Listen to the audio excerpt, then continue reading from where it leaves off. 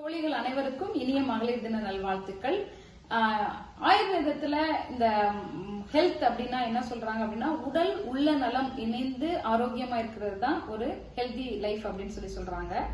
அப்போ நம்மளோட ஆரோக்கியம் மேம்படணும் அப்படின்னா நம்மளோட உடலும் நல்லா இருக்கணும், அதே நேரத்துல மனமும் நல்லா இருக்கணும். சோ இந்த நேரத்துல நம்ம தேவையில்லாத ஒரு காரியங்கள் எல்லாம் விட்டு எடுத்துட்டோம் அப்படின்னா நிச்சயம் அது ஆரோக்கியமா இருக்கும். ஏன்னா லேடிஸ் நம்ம என்ன பண்றோம், எப்பொழுதுமே எல்லாத்துலயும் உணவா இருக்கட்டும் மீந்து இருக்கிறத நம்ம சாப்பிட்டுக்கிறோம். அடுத்து பாத்தீங்கன்னா தேவையில்லாத காரியங்களை குறித்து சிந்தித்து கொண்டே இருக்கிற நல்ல மனமும் அஃபெக்ட் ஆகுது. அதனால இன்னையில இருந்து நம்ம ஒரு ஆரோக்கியமான உணவு முறை பழக்க வழக்கத்தையும் ஆரோக்கிய மனநிலையும் கடைபிடித்தோம் அப்படின்னா நிச்சயம் ஒரு ஹெல்த்தியான லைஃபை நம்ம ஃபாலோ பண்ணலாம்.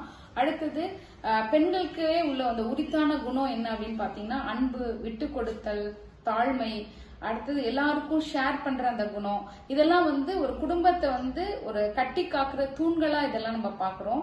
இதை நாம எப்படி ஃபாலோ பண்றோமோ அதையே நம்ம பிள்ளைகளுக்கும் நம்ம கற்றுத்தரணும். நம்மளுக்கு கடவுள் கொடுத்த அந்த பிள்ளைகளை பாத்தீங்க அப்படின்னா நம்ம அந்த எதிர்ப்பாளர் இடத்துல ஆப்போசிட் செக்ஸ்ல பழகும்போது அவங்க இப்ப ஆண்களா இருந்தாங்கன்னா பெண்கள்கிட்ட பழகும்போது ஒரு சகோதரியாக தாயாக மதித்து பழக நம்ம கற்றுத்தரணும்.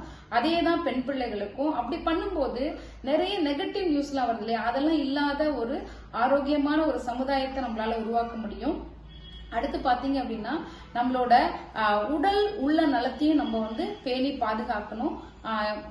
நம்மள்ட்ட இருக்கிற இந்த நலன்கள் அனைத்தையும் அடுத்த சமுதாயத்துக்கு கொண்டு போறதுக்கு பெண்களாகிய நாம தான் முக்கிய பங்காற்றணும். ஏன்னா நம்ம தான் கிச்சன் குயின், கிச்சன் கிங், எல்லாமே நாம தான். அதனால எல்லாவற்றையும் நேர்த்தியா நம்ம செய்யும் போது நம்மளோட இண்டிவிஜுவல் அந்த ஆரோக்கியத்தை பாதுகாக்க முடியும்.